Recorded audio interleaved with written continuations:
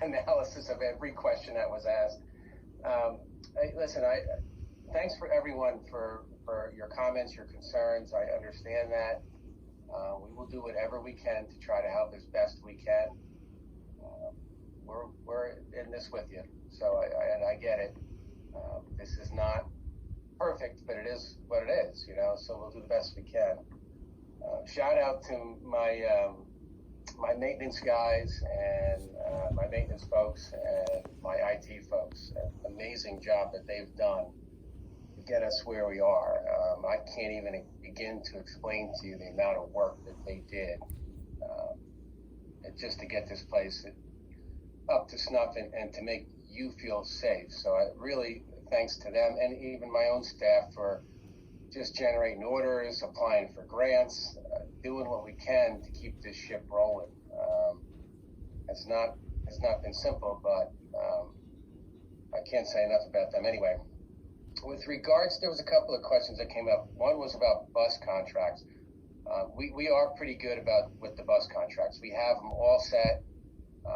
There was only 2 routes that we didn't get a contractor, and we have our own guys doing it for a month, and then we're doing a bid. We're going out to bid for those 2 routes, and I know there's 4 contractors that were looking at it already, so I feel pretty confident about that. All our special ed contracts are pretty much set. I feel good about that. And I think there was a question about windows, and again, it's a thank you to the maintenance guys. Chris and I asked all of our guys to go around and check all the windows, because there are windows that were really tight. Some in the south building particularly, some of those things were big windows. There was a couple in special ed that we're working on. They're up and down windows. They were a little tricky, but in terms of the other windows, we greased them up a little bit. If there are some that you can't open, please tell us. We will help out. We will have a guy over there to open that window. There was a couple of them that they were a little bit, I'm not entirely tall, so I had to reach up and across a ventilator. So it was a trick. So those kind of windows, particularly like at 72B and those areas, the guys said they would gladly go over there and open that window for you.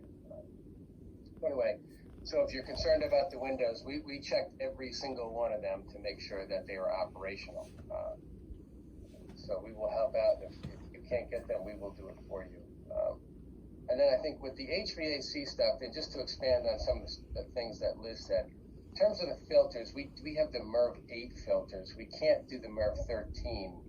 It would restrict the airflow, and it'll burn out the motors. That would be a problem. So we really can't go higher than the 8. It's not recommended by our engineer and our architect. And we feel that we have plenty of air flow in the room, so we don't have to do that. And these are pretty good filters, by the way. MERV 8s are good filters. It's not that they're bad filters. MERV 13 are hospital-grade filters. In terms of the dampers, and what Dr. Jewett said is absolutely true. You really got to be careful, and ASHRAE is clear about that when you can open the dampers more, then it's something that they recommend and try to do. However, they do state that if you go overboard on these dampers, you can invite in mold, mildew, all kind of issues that are worse and will make the virus worse. And then the other thing is, if it's a cold day, and if you open those dampers too much, you can freeze a coil, and then you'll have a big watery mess on your hands. So again, you got to be real careful with interpreting some of these items that are thrown out there. In terms of the bathrooms, the isolation areas, all those areas are covered under either univents or rooftop units, things that we checked to make sure that they're in good operation. I think there was a question about why not test every single room. It's something that we really don't need to do. A lot of these units are very similar. So in other words, if I test one room and with a univent, that has the same unit and next door, it's not going to be dramatically different unless there's a serious issue in that room. And we're not seeing anything. I mean, we looked at all the rooms, all the units, and they're running. In terms of rooftop units, they'll cover sometimes 4 or 5 classrooms. So if you check one of those under that unit, you're generally not going to have a problem with the other 3, as long as, again, the unit's running. So as long as there's something not in that classroom that's not an issue, there's really no need to test all of them. So, and the common areas, same thing. You know, you get a lot of the same units running these areas as well. So again,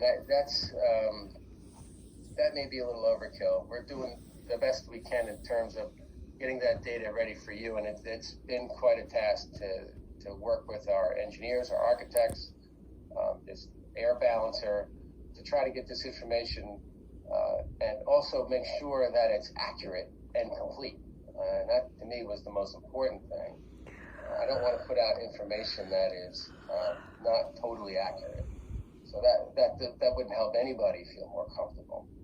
So anyway, that's essentially the thrust with the